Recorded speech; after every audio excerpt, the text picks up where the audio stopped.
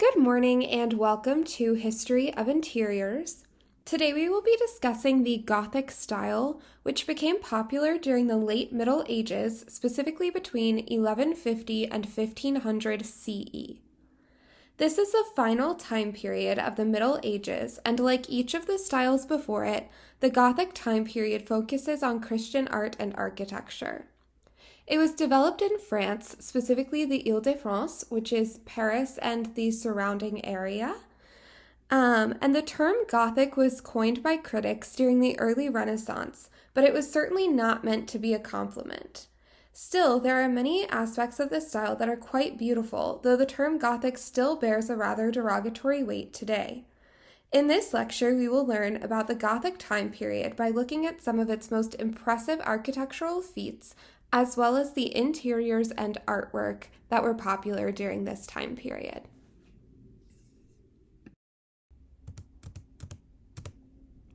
So the first thing that we're going to look at today is the background of the Gothic period. Just as we saw in the Romanesque period, the feudal system is still well established. So you have that hierarchy starting with the serfs or peasants down at the bottom and the kings at the top. This perpetuates a great deal of inequality across Europe, with kings and noblemen maintaining mountains of wealth while many struggled to provide food for their families.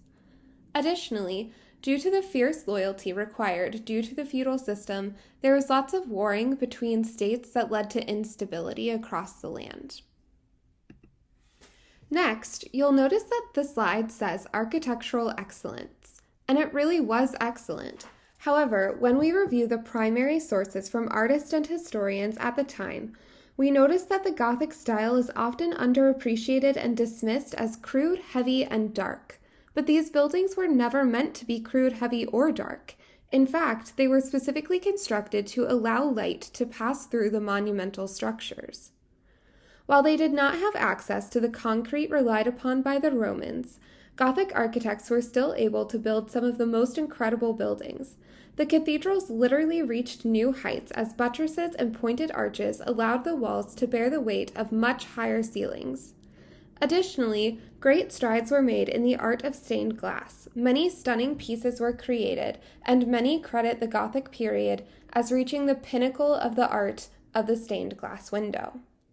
Lastly, we see a returning interest in residential architecture through the emergence of castles. Obviously, residences hadn't completely disappeared in between the last time we looked at residential homes and this time period, but because of the feudal system and because of how much wealth certain families had, they suddenly had a vested interest in residential design again, as it wasn't only meant for living, but rather a way to show status.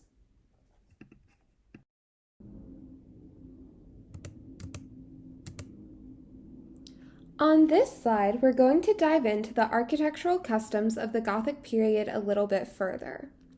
First, the Gothic architects had to rely on masonry construction, which meant that they had to use stone and brick as the recipe for concrete had been completely lost. Just as we saw before, the cruciform plan is still the most popular floor plan for religious buildings, so just make sure that you have a good understanding of the basilica and cruciform plan. We've gone over the elements of this many times. Just remember the nave, the aisle, the transept, the apse, and the altar. If you can label all of those, you should be good to go. The Gothic period also introduces a new arch, which is the pointed arch. And this is revolutionary for its ability to bear the weight of the wall above the arch. These are known as the ogive, flamboyant, and flame arches, mostly due to the masonry work that is done within that pointed arch main structure.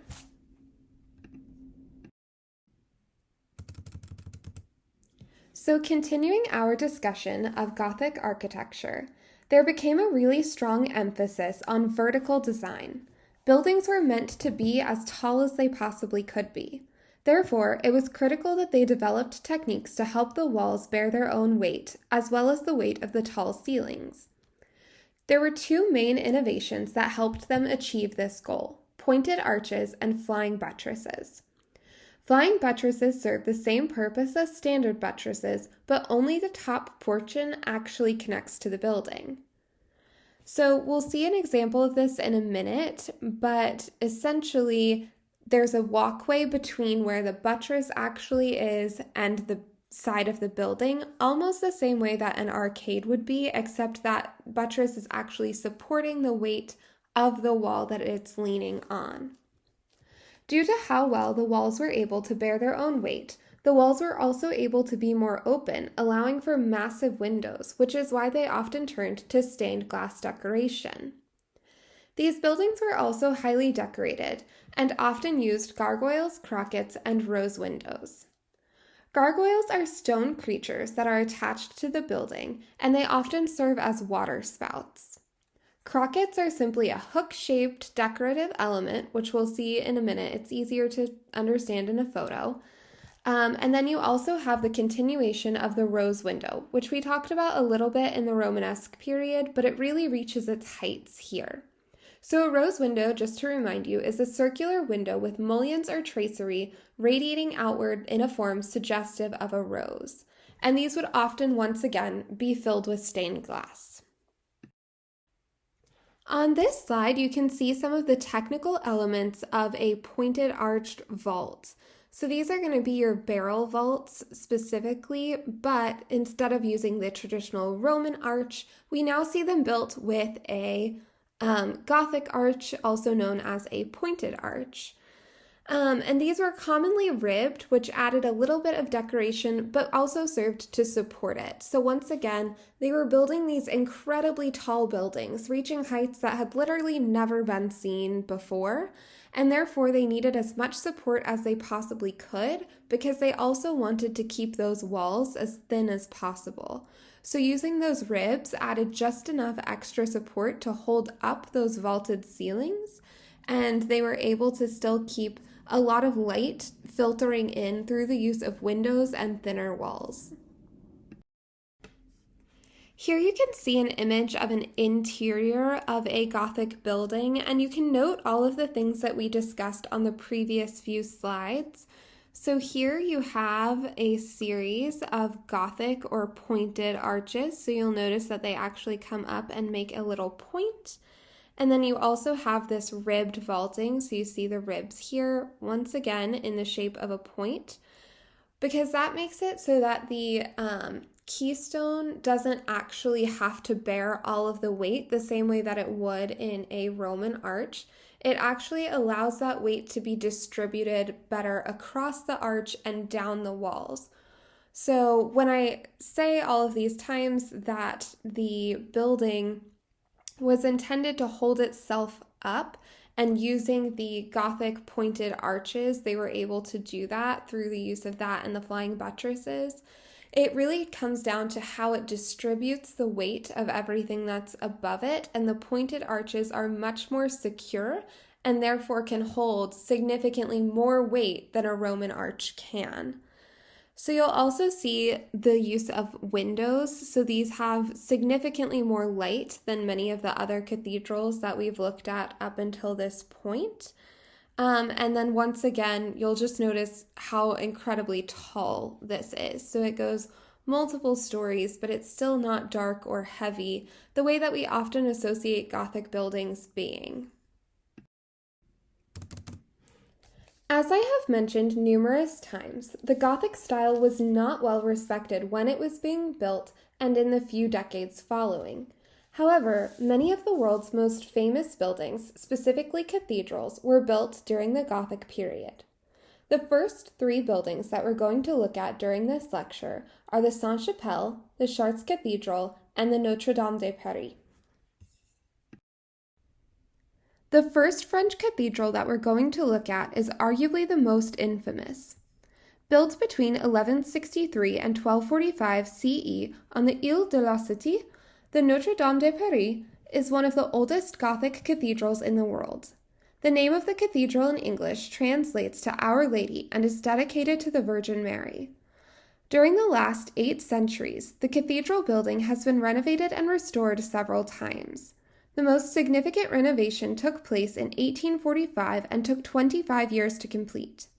During this restoration, the flying buttresses were replaced, the chapel was restored, statues were added, and a new rose window was placed. Decisive events have taken place in the Notre Dame, including the coronation of Napoleon Bonaparte, the beatification of Joan of Arc, and the coronation of Henry VI of England. After its construction, the church survived multiple episodes of intentional destructions, specifically the Protestant Reformation and the revolutions of 1789 and 1830. It remained in a neglected state until Victor Hugo's novel, The Hunchback of Notre Dame, revived popular interest in the building. It is now one of the most visited sites in the world. This image shows you another angle of the Notre Dame. You can see some very clear indicators of the Gothic style on this building. So first you'll notice the height of the building. It's incredibly tall and uses lots of windows. And while to us this building may seem heavy, it actually let in a lot more light than most of its contemporary buildings would have. Next, you can see those flying buttresses. Much like a standard buttress, these support the exterior walls. However, the flying buttresses extend away from the building, leaving a gap between the base of the exterior wall and the base of the buttress. And then lastly, just make note of the pointed arches used throughout the building. These look very different from the Romanesque style cathedral that we studied in Pisa. And remember, each of these things had a purpose. So for as different as it was, as much as it didn't try to recall or imitate antiquity in the way that the cathedral in Pisa did, these were all incredibly purposeful design decisions that were intended to let in more light. So you can also see, though not in much detail, some of the decorative elements that we talked about before, such as the crockets and the gargoyles. So the crockets are those little hook-like features. Give me just one moment here and I will try to draw that for you. So these, where it forms like a riveted line here along the edge of the spire, those are going to be your crockets. And then all along these lines here, you would have had gargoyles, which remember served as water spouts. On this side, we have another image of the Notre Dame. This one shows, once again, another angle. So once again, just note all of the things that we noticed on the last slide. So you can see the rose window, the flying buttresses, the gargoyles, and the crockets. While we revere many of these stylistic elements today, it is important to note that these styles were highly critiqued when they were being built. The Renaissance is just around the corner in Italy, and many people were looking towards an enlightened classical revival style. So people really hated the Gothic style at its height.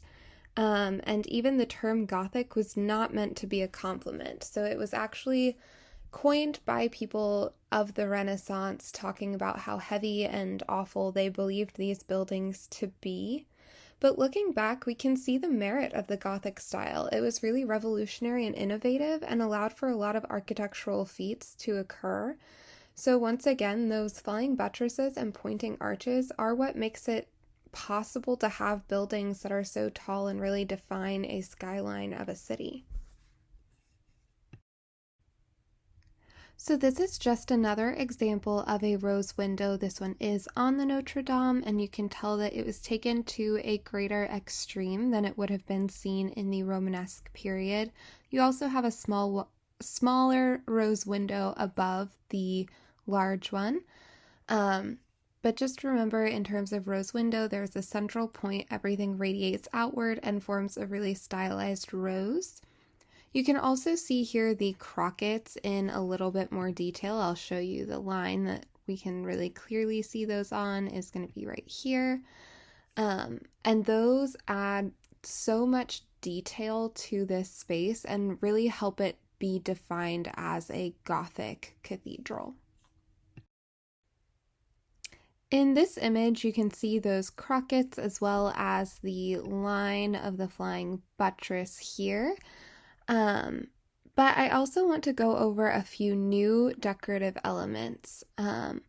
So one of them is going to fall right here. This is a quatrefoil. It's got that four-leaf clover look to it. And these just add a little bit of decoration. They're not necessarily structural or anything like that. Similar to the crockets, they're just there to add detail.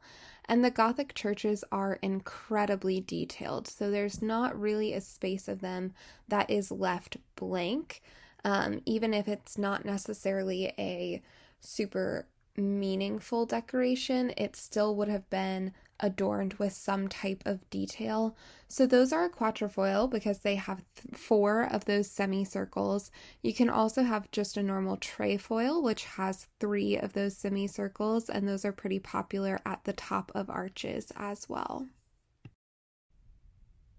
Moving on to the next French cathedral that I want to discuss, this is the Chartres Cathedral in Chartres, France, which is southwest of Paris.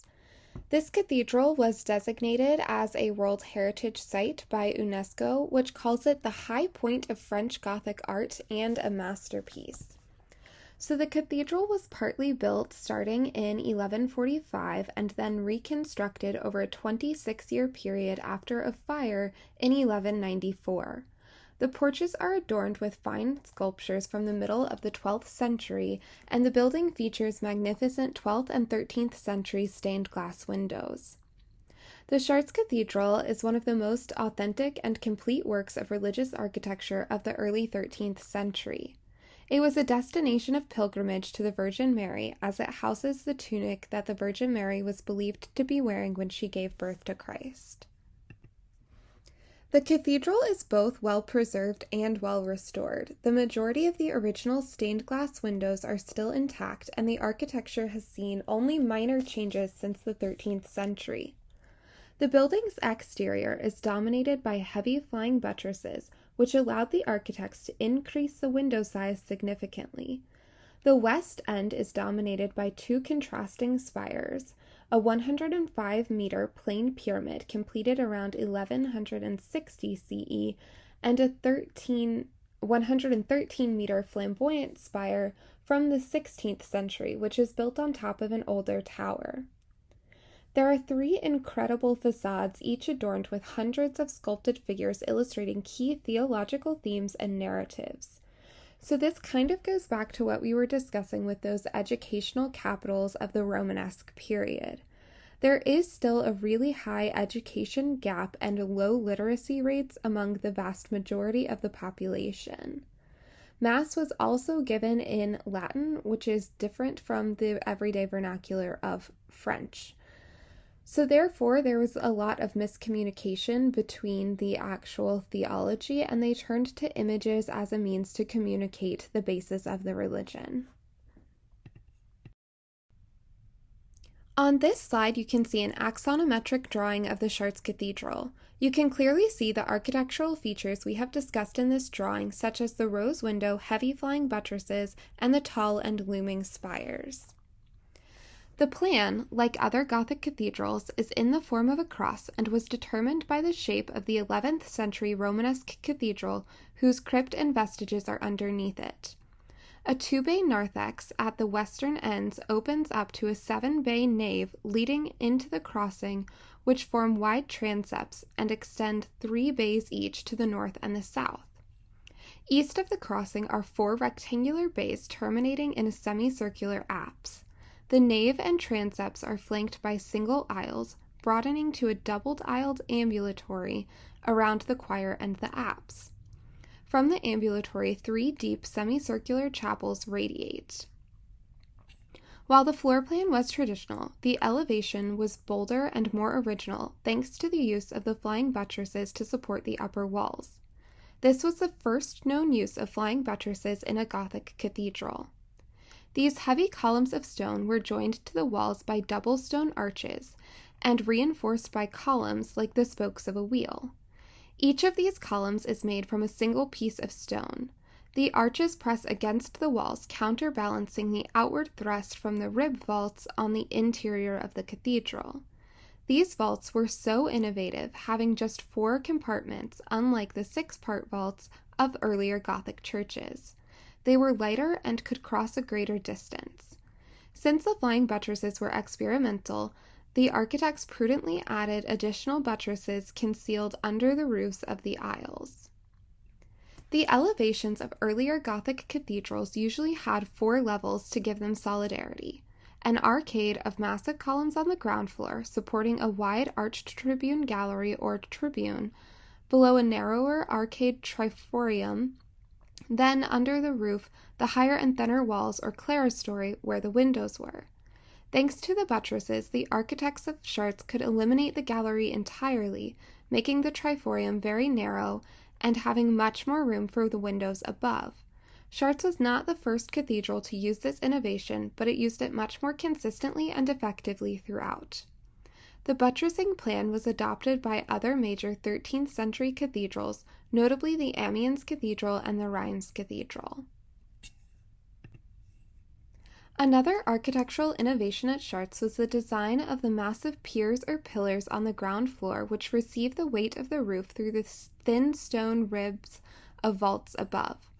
The weight of the roof is carried by the thin stone ribs of the vaults outwards towards the walls, where it is counterbalanced by the flying buttresses, and downwards, first through the columns made ribs joined together, then by alternating round and octagonal solid chord piers, each of which bundles together 4 half columns.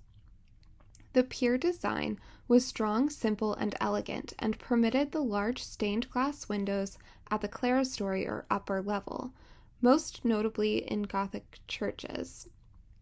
Which is most notably seen in Gothic churches. Although the sculpture on the portals at Chartres is generally of a high standard, the various carved elements inside, such as the capitals and string courses, are relatively poorly finished. The reason is simply that the portals were carved from the finest Parisian limestone, while the internal capitals were carved from the local stone, which is hard to work with and can be quite brittle. The 2 towers that you can see in this image were built at different times during the Gothic period and have different heights and decoration. The North Tower was begun in 1134 CE to replace a Romanesque tower that was originally damaged by fire. It was completed in 1150 CE, and originally it was just 2 stories high with a lead-covered roof. The South Tower was begun around 1144 and was finished in 1150. It was more ambitious and has an octagonal masonry spire on a square tower and reaches a height of 105 meters. It was built without an interior wooden framework. The flat stone sides narrow progressively to the pinnacle, and heavy stone pyramids around the base give it additional support. The 2 towers survived the devastating fire of 1194, which destroyed most of the cathedral except for the west facade and the crypt. As the cathedral was rebuilt, the famous west rose window was installed between the 2 towers. And in 1507, the architect Jean Texier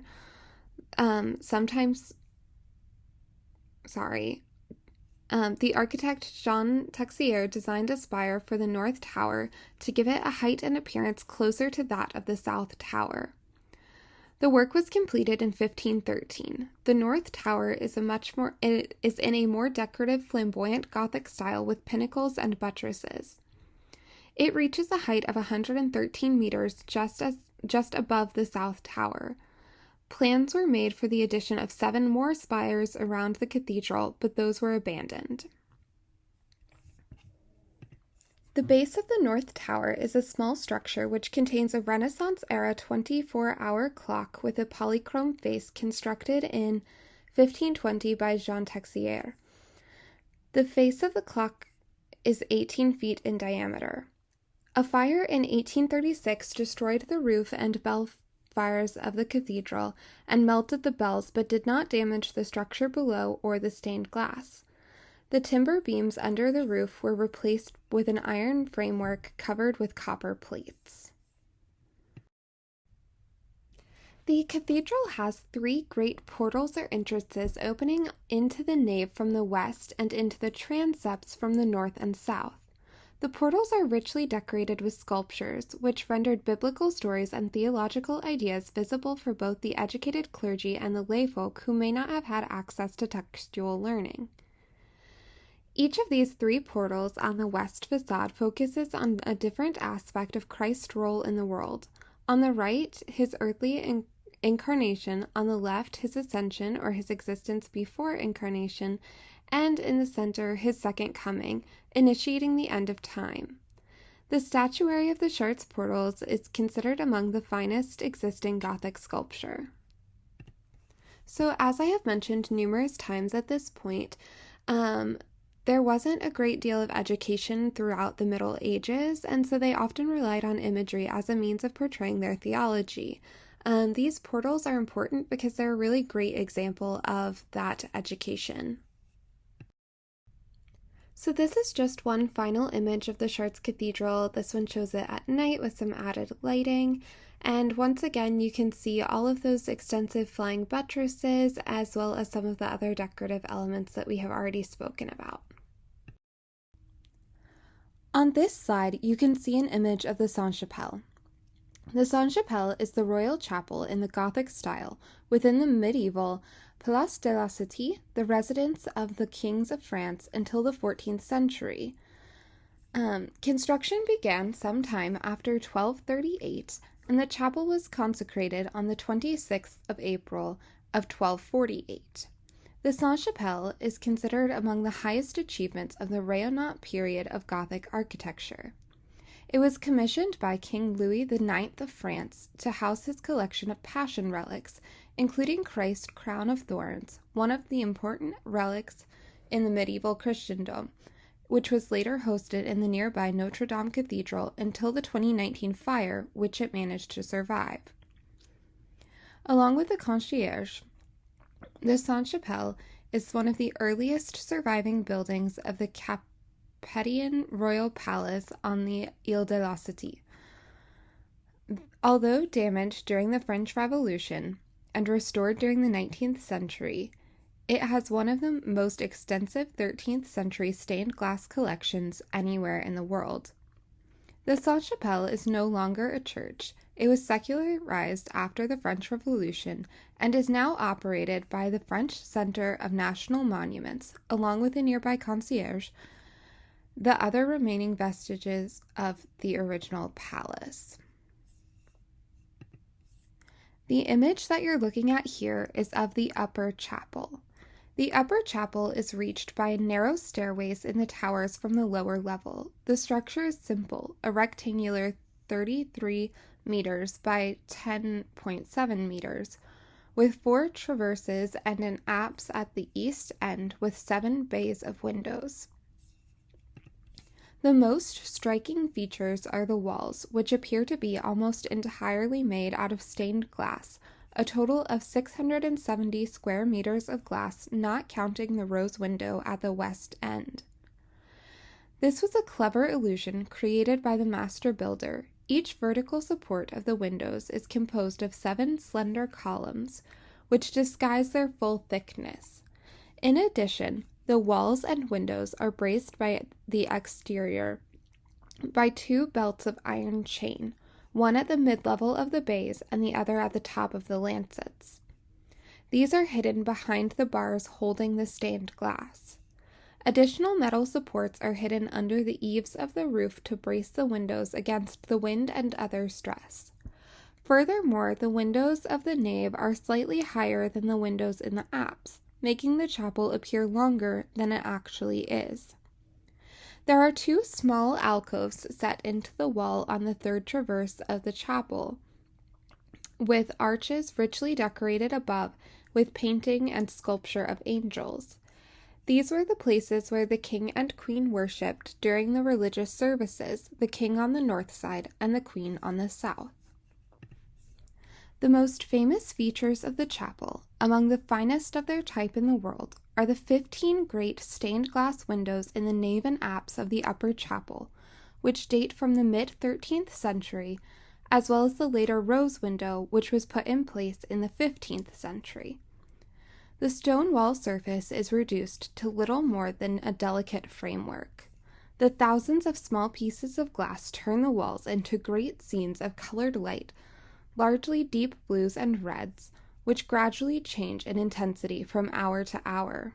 Most of the windows were put into place between 1242 and 1248.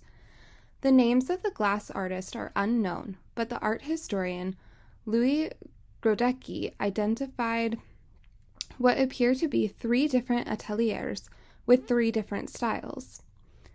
The largest number by a single workshop, which those in the apse and most of the windows in the north side of the nave are all accredited to this single workshop. These works are known for their supple forms and costumes with simplified features. The second workshop, named by Grodecki as the master of Ezekiel window, made the Ezekiel and Daniel windows, as well as the window of the kings. The work was characterized by elongated forms and more elaborate and angular draperies. The third artist or workshop is called the Master of Judith and Esther for its distinct style of those windows, as well as the window of Job. They are distinguished by more subtle details in the faces and resemblance to the figures in illuminated manuscripts. Despite some damages, the windows display a clear iconographical program. The 3 windows of the eastern apse illustrate the New Testament, featuring scenes of the Passion with the infancy of Christ and the life of John the Evangelist. By contrast, the windows of the nave are dominated by Old Testament exemplars of ideal kingship and queenship in an obvious nod to their royal patrons. The cycle starts at the western bay of the north wall with scenes from the book of Genesis. The next 10 windows of the nave follow clockwise with scenes from Exodus, Joseph, Numbers and Leviticus, Joshua and Deuteronomy, Judges, and then when you move to the south wall, you have Jeremiah, Judith and Job, Esther, David, and the book of Kings. The final window, occupying the westernmost bay of the southern wall, brings this narrative of sacrificial kingship right up to date with a series of scenes showing the rediscovery of Christ relics and the miracles they performed, and their relocation to Paris in the hands of King Louis himself. One of the reasons that I personally love this chapel so much is the fact that it really embodies everything that the Gothics were trying to accomplish when they were designing. Unlike the idea that Gothic architecture is intended to be heavy and dark, they really wanted to implement as much sunlight as they possibly could, so by making the columns seem as thin as possible and building windows that seemed larger than life, they were able to really capture the light as it passed through the space, which was incredibly important to the overall style of the Gothic architects.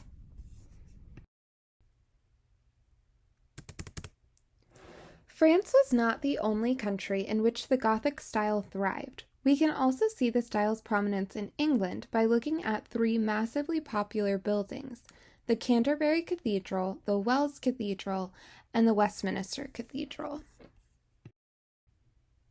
So we'll start our look at England's Gothic period by looking at the Canterbury Cathedral.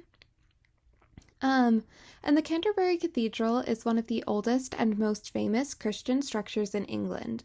It is part of a World Heritage Site, and it was founded in 597 CE, and the cathedral was completely rebuilt between 1070 and 1077. The east end was greatly enlarged at the beginning of the 12th century and largely rebuilt in the Gothic style following a fire in 1174 CE. And then there was also significant eastward extension to accommodate the flow of pilgrims visiting the shrine of Thomas Becket, the archbishop who was murdered in the cathedral in 1170. The Norman nave and transept survived until the late 14th century when they were demolished to make way for the present structures. The cathedral can be considered the result of a fusion between 2 architectural styles: the French Norman style, which you can see on the eastern side of the cathedral in a Romanesque style, and the English style, which is on the western side of the cathedral and is primarily Gothic in nature. So you can see here a lot of the elements that we've already talked about numerous times. So first you can see kind of a quatrefoil type thing up at the top here. Sorry, let me highlight where that is. And then you can also see the use of pointed arches, really taken to the extreme. They're repeated almost everywhere here. And it definitely has a very similar look to things that we would have seen in France, but done in a very English way. So while we do consider this to be a Gothic church, there's actually a lot of Romanesque elements within the interior. So first, you'll notice the educational capitals, as well as that chevron style, which you can see here. I'm just going to kind of draw that out for you. And then you also have a really low ceiling. So unlike those Gothic buildings, if you'll think back just a couple of slides to the Sainte-Chapelle, that was trying to rise as high as it possibly could and let in as much light as it possibly could. This is one of the buildings in which people say Gothic is dark and gloomy, and it actually makes sense. But it's not the Gothic elements that are making it dark and gloomy, it's the Romanesque interior. So it has a really low ceiling that doesn't allow a lot of light into the space, as well as those educational capitals, which were intended to tell the story of Christ. So as I mentioned before, there is a definite split in the way that this architecture lines up. So the west end is going to be almost entirely Gothic. You're going to see all of those pointed arches, the heavy spires, but the east end is actually going to be largely Romanesque, and part of that is due to the time period and the way that it was constructed.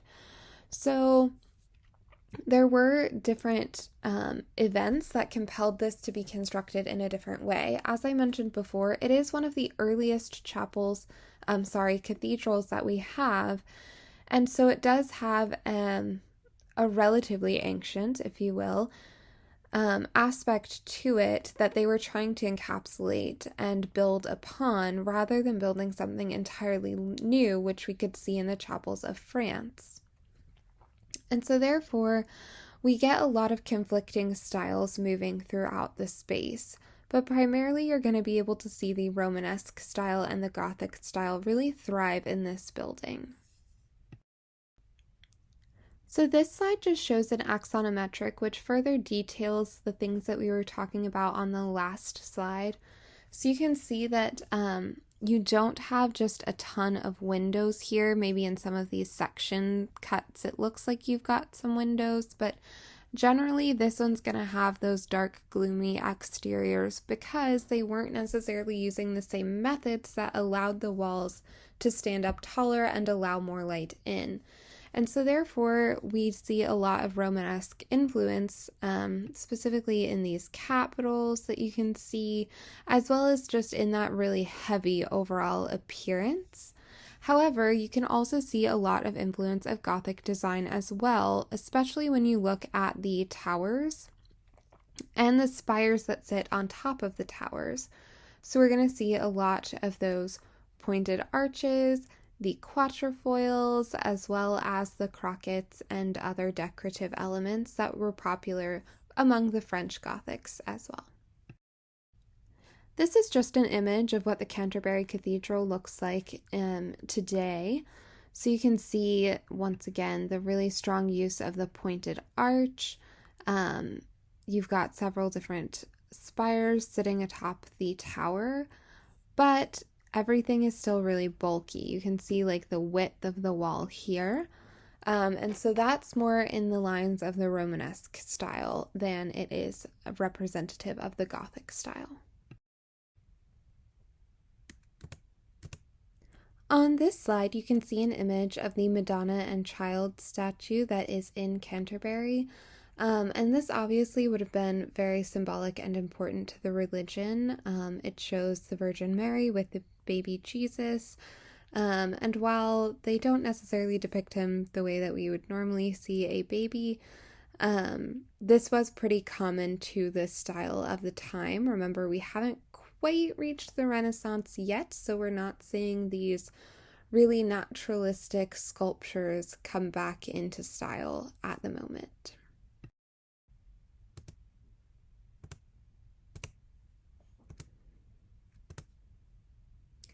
So this is actually an image of the ceilings of one of the towers that was completed in 1503. It has the fan vaulting, which, as you can see, literally looks like the paper fans that would have been common. And this would have been done in the late Gothic period. It was a pretty popular way to add significant amounts of ornament, but it also kind of mimics those ribs that we saw before, right? So it not only adds a decorative element, it also adds a structural element to the ceiling as well. Now, on this slide, I'm going to ask you to recall your Greek vocabulary a little bit. Like I said, we've never seen the end of Greek yet, but this is a cloister, which you'll remember is the little area that you would walk around but still be protected from the elements, but you can see out onto the atrium. This one you can tell is Gothic because it does make use of the pointed arch, and you can see those quatrefoil elements in there as well. So very much styled in the Gothic manner, but you're still seeing those elements of early ancient houses by the use of the cloister. This is a picture down the nave of the church, and as you can tell, it definitely does have some Gothic elements.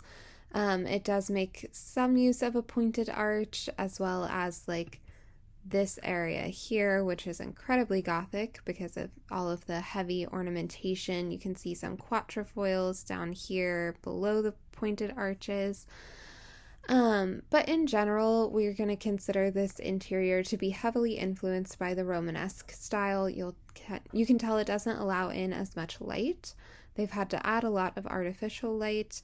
And part of that is due to the thick nature of the walls because they weren't using those flying buttresses to help really support everything. On this slide, you can see the Canterbury floor plan. It's pretty typical of what we were seeing at least up until this point here. But then it has a lot more added to it. So you've got a split aisle here, you've got the north aisle, the south aisle, leading into a much larger chapel area. And so it definitely takes the plan that we've looked at many times, uses a lot of those same elements, but reinterprets it in a way that really allows it to be extended much further than we'd seen before. You have a transept, you've got actually multiple transepts here and here, but they're not in the same necessarily position that we would have seen them before, and they're not a single one, so it's not quite a cruciform plan, though it does make use of all of those same elements. By the end of the 12th century, great Gothic cathedrals were beginning to be built in England. The English cathedrals were not as likely as the French ones to be found at the heart of a town. Set somewhat aside in a clearing on a hill or along a river bank, they are spectacular elements in the English countryside. The naves generally lack the extreme height and narrowness of the French naves, but they are often extreme in other dimensions, their length. The typical French nave might have a length 4 times its width, but the English nave's length might be 6 times its width. English ground plans are also more complex. In French cathedrals, the transepts project only slightly, but in English ones, they project much more boldly. And sometimes, such as at Salisbury, there is even a second pair of transepts smaller than the first. The English cathedral is also more likely to be complicated by other adjoining elements, such as sacristies, chapter houses, cloisters, and walled enclosures with gatehouses. Apses at the east ends of the cathedral are generally semicircular in France and generally square in England. The interiors of English cathedrals, while less tall than the French, are sometimes even more ornate. While less rational, they sometimes are even more decorative and picturesque. Wells Cathedral in Somerset, a county of southwestern England. It was built of local limestone in two phases, around 1185 to 1240 and 1275 to 1350 CE. It is a thick-walled structure with clerestory windows deeply recessed and hardly visible from the nave floor.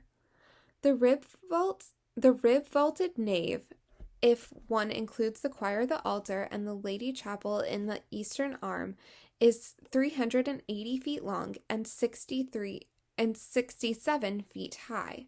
The stone tower above the crossing of the nave and transept was added between 1315 and 1322 and originally had a tall spire of lead-sheathed wood that burned down in the following century. The weight of the new tower was seen to cause some stress in the structure below. However, in about 1350, this was remedied by the radical insertion of strainer arches built between piers to hold them apart, acting more as buttresses than spanning devices. In the case of Wells, there are actually pairs of arches, the upper ones inverted to form enormous X shapes with multiple moldings sweeping down around them. These forms provide great visual drama as well as structural strength.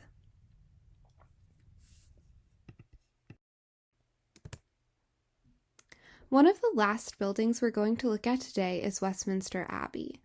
This building plays a critically important role in both the political and social aspects of the people of England's lives.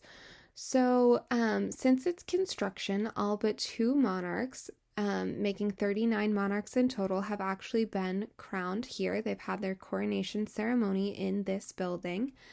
And it's an incredibly important building to the people of England because of its connections to both the monarchy and the Church of England as a whole. So, as you can see here, we've got the row of statues of saints, which is pretty important. It was one of the main ways that the people in the Gothic era would have decorated their church buildings. You can also see the use of pointed arches throughout, some quatrefoils here and there. So as you can tell, it's definitely very Gothic in its style, but it also played a critically important role in the history of the nation of England. And this is another view of that same church where you can better see some of those elements. So you've got all of the statues of the saints. Pointed arches are featured throughout here. You've also got the quatrefoil. You also have some other just decorative elements. Remember, the Gothic style is highly ornate in its features. So they're going to add decoration to any area that they possibly can, whether that is through statues or figures or just simple decorative elements such as the quatrefoils. And we can definitely see that on this exterior. The Houses of Parliament also showcase that same Gothic design style, so you can't necessarily see it here. But you can notice here the main difference between the French Gothic style and the English Gothic style is really going to be how they constructed their walls. So while you can see that this was built up, it's quite a fortress in and of itself, it doesn't have those same flying buttresses that we saw around the Notre Dame and the Chartres Cathedral. Which I personally believe is part of what makes it look so much heavier and so much more, like I said, fortified, is the fact that you don't have these little details added to it that can make it look more delicate. However, you are still getting a lot of those same benefits. So it is being built pretty tall, maybe not as tall as the French cathedrals would have been, but you are still getting some significant height in there. But you're not necessarily getting the same amount of space for windows. Now we're going to shift to talking about the interiors of the buildings of the Gothic period. Most of these that we will be talking about are ecclesiastical, so we're going to look at the breakdown of some of that first. All of these you should be able to go back and see in each of the buildings that we have already looked at and studied. So first you'll notice those vaulted ceilings. Thanks to the use of the pointed arch, they were able to draw those ceilings up as high as they possibly could. You also see the interlocking ribs, which are just the ribs that cross one another and help add support. And clustered columns. So when you had multiple columns that all look to be a cluster or have like semicircular columns all added together, that's when you're going to see those clustered columns. As we've discussed numerous times up to this point, stained glass was also at its height during the Gothic period. We saw it almost everywhere in each of these buildings. And then instead of having those frescoed walls or painted walls, we saw the addition of tracery. So all of those little quatrefoils, added trim work, everything that could be carved into stone and made to look really ornate and heavy formed those tracery patterns, which ultimately replaced frescoes entirely. So in this image, you can really see those first two features of ecclesiastical interiors that we talked about. You've got those interlocking ribs that you can see here, as well as the way that this recesses. You can tell that it forms a pointed arch. You can also see the clustered columns here, so where they're all kind of combined together. And then these windows would have likely been stained glass as well. And then you can also see a little bit of tracery. This isn't the best image to show you that, but in some of those like pendentive type areas, you can definitely tell that there would have been some decoration from tracery. And this is just another view. We're going to run through this really quickly and name all of those elements again. So you can see the pointed arch here, the interlocking ribs here, the clustered columns here and here. I'm going to make that a box so that you can see it clearly. And then you also have stained glass down here at the end, as well as some tracery happening. So those are the main elements to look for, and they're pretty simple to spot once you get the look of it. And then the Gothic style is pretty unique. It's definitely different than anything that we've seen before, so most of these elements are new, so I will let you take some time to get familiar with them. But they are, like I said, pretty simple to understand once you've seen them, so I just want to make sure that everything is labeled out for you.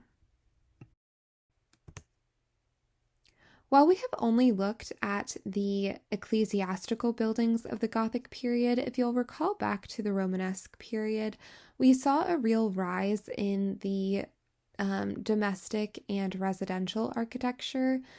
And this was largely due to that feudal system that was becoming really popular at the time. However, there were, like I said, a lot of secular buildings. The one that we're going to break down real quick is called the Great Hall. And like I said, this would have been used for any secular business, so anything really outside of the realm of the church, you would have dealt with that in the Great Hall. So first you'll see a dais, which is just a raised platform at the front of a room or a hall, kind of like a stage almost, and then you would have had a central fireplace. Later the fireplace would have been moved to the side and then later integrated into the wall as we would see it most often today. You also have a minstrel gallery, which is just a like balcony. Think of balcony seats at the opera. That's kind of what the gallery area is. And then you also have a hammer beam ceiling, which just forms this like quatrefoiled almost piece of archwork here. So it's got like a pointed arch, but it has a little bit more to it. And this would generally be made out of wood. So, some more elements of those secular buildings, they would have had floors of stone or brick, and they also would have featured an oak wainscot up to 12 feet high. So, definitely much higher than we think of our standard wainscot today. It would have raised well above the chair rail, well above where most of our ceilings are today, actually. But they would have had tapestries above the wainscot. And tapestries are important because you'll remember they didn't have heating or air conditioning, so they were trying to hold in heat during the winter months and let heat out during the summer months. And those tapestries add an extra layer of insulation against the wall.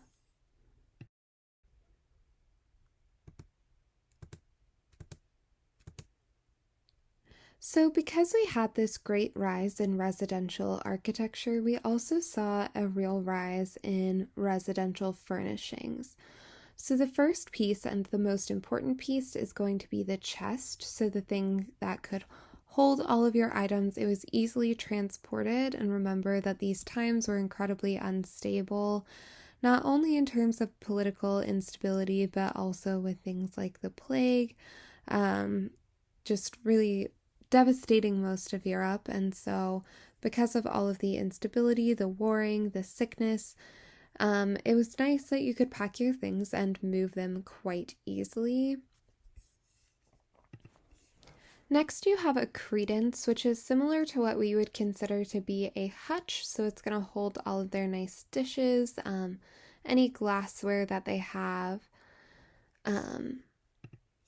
Then next you have a wainscot chair, which would have had an incredibly tall back and might have had some storage under the seat, depending on if that was also intended to be used as a chest, but just think it's pretty heavy in terms of the actual construction and the style of it. And then the last thing that we're going to look at here is that you also see a lot of the same architectural motifs repeated and mimicked within the furniture. So you're going to see some pointed arches, as well as the tracery, and then the finials and buttresses, which will all mimic the exterior of the building. However, obviously, they weren't trying to implement any glass or bring in any light, so these pieces are definitely going to look really heavy. They don't have the same necessarily intentions behind them that they would have when they were constructing architecture.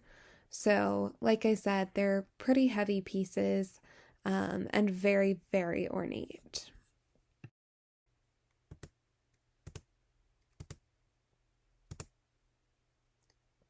So, most of the furniture is actually going to be constructed out of oak.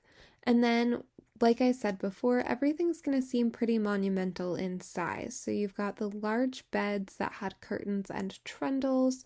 You've got non chair seating, such as benches, stools, and settees.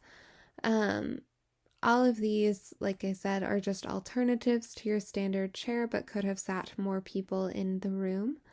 And then you also have trestle tables, which we'll talk about a little bit more in a moment. So this image here is of a credence. So like I said before, it's very similar to what we would consider to be a hutch. You've got all of your furnishings in there, and then like I said, it would have mimicked the architecture, so you can kind of see very loosely a pointed arch here. But mostly you can see a lot of those tracery and decorative elements throughout. Next, we have a wainscot chair, and as you can see, if this was pressed up against the wall, it definitely would have looked like it was part of the framework that the room was surrounded in.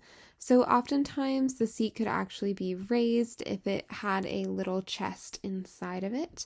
That wasn't rare to find seating that could serve as multiple purposes, but mostly here you can see that it's an incredibly boxy and heavy chair. And it does also feature that tracery, which might have had some religious imagery if it was placed near or in a religious person's household. But it could have also just had other types of imagery as well. So here you can see another image of a wainscot chair. Remember how high their wainscoting was, which is why we get this really tall length. But furthermore, you can see all of this intricate tracery through here. And then you can also see a chest up top that would have matched, which would have also had that intricate tracery all over the front of it. These are just some more furniture pieces. So you've got these wainscot chairs, as well as several chests. But like I said, the thing that you should really be looking at that will help you identify where each of these belong, were you asked to put them on some type of timeline? All of these elements mimic the architecture of the time. So you've got the pointed arches, you've got the tracery, and every other architectural element that we've studied, you can see in this furniture. So just make sure that you know your architectural vocabulary really well, and it will be incredibly easy to identify the different pieces of furniture. Lastly, you have a settle, which is quite similar to what you would think of when you think of like a church pew almost in the way that it's set up, but it also has a really tall back, and as you can tell on this one, it very much mimics all of the Gothic architecture that we've been talking about. You can see the pointed arches, the tracery, the spires, really all of the stuff that we've talked about up until this point can be seen in each of these pieces of furniture.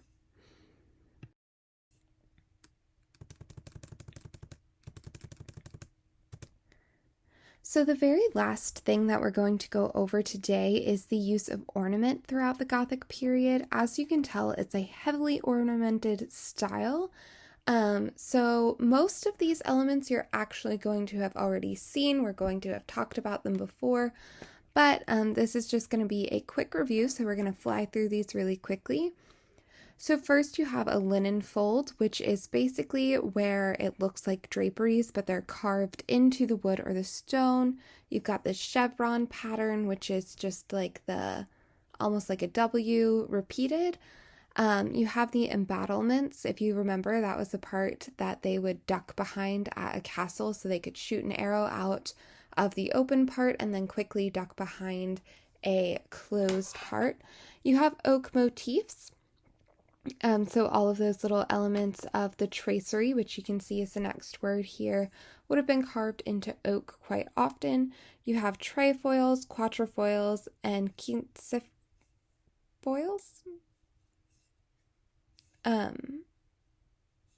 Sorry about that. But all of those same little clover-like designs. And then you have enamelware, so everything that would have been set in enamel. Then you have the gargoyles, which we've discussed, crockets.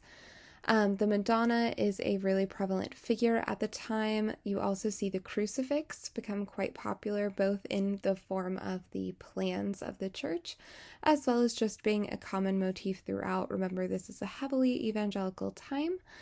You also see the pointed arch. The coat of arms and armor will all become quite popular, as you did have that feudal system rising, so each family would have had their coat of arms as well as a specific type of armor that was protective to them in battle, but also intended to signify which king or queen the knight would have been representing at that time. And then lastly, you have illuminated manuscripts. So these are exactly what they sound like.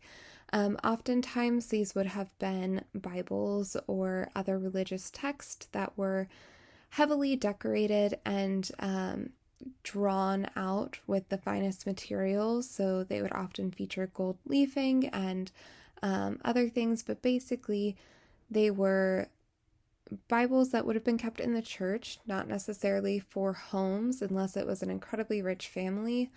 But they did illuminate all of their Bibles with pictures because, like I said, in many cases, the Bible couldn't actually be read due to the extremely low rates of literacy. So this image here shows that linen fold pattern. So like I said before, it looks a little bit like draperies, but they're actually carved into the wood or stone.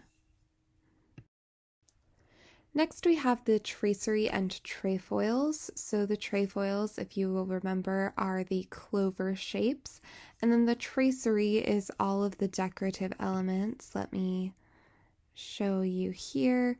So all of these like intricate carvings that would have been almost like scribbles along there, all of that's going to be your tracery. So it's almost these lace-like patterns. So at this point, we have discussed rose windows many, many times, but this one is specifically the one from the Notre Dame de Paris. And as you can tell, it uses the stained glass. It's highly ornamented. I believe each of these figures down here are different saints. So all of these along this line. They definitely would have had some biblical role, obviously.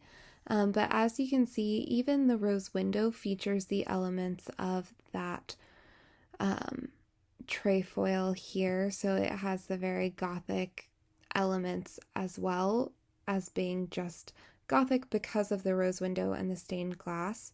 That can be extended into the elements that were used to form the rose window.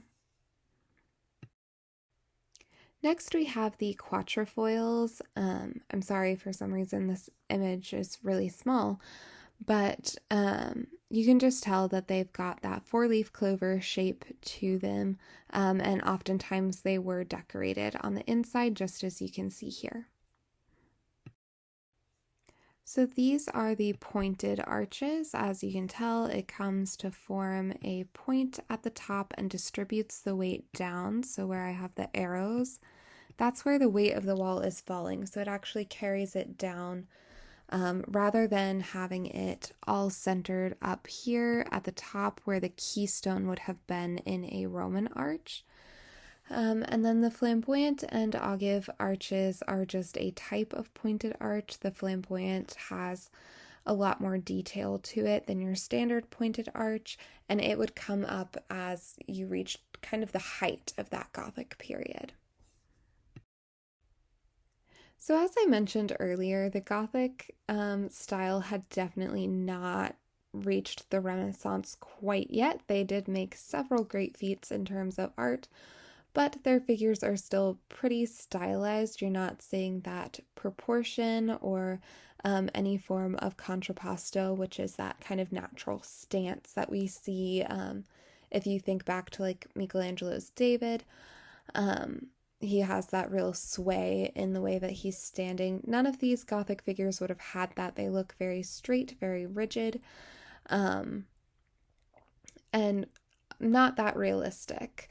Though they definitely did give them somewhat realistic faces. Like I said, their stance was very perfected. It wasn't as natural as we would often think of for like the height of sculpture. Then the last thing I want to end on is that element of stained glass. Like I've said many, many times at this point, the Gothics were all about letting light into the space, and while we sometimes let that get lost in the heavy and ornate aspects of the architecture, ultimately their goal was to allow in as much sunlight as possible, and they often did this by allowing windows to become their own art form. Stained glass had never been as popular as it was within the Gothic period, and it might not ever reach that same height again. It was a great way to add detail to walls without using the fresco techniques that had been around for centuries. Stained glass also takes a lot of time and a lot of work to get every piece to fall in the right place. It's taking the mosaics and putting them, instead of laying them on the floor, onto the wall. So like I said, it takes a lot of work, and while we often dismiss the Gothic period because it is so heavy and ornate, the beauty that they were able to capture in their stained glass should definitely be celebrated, and it's definitely the element that makes the Gothic period one of my favorite to study.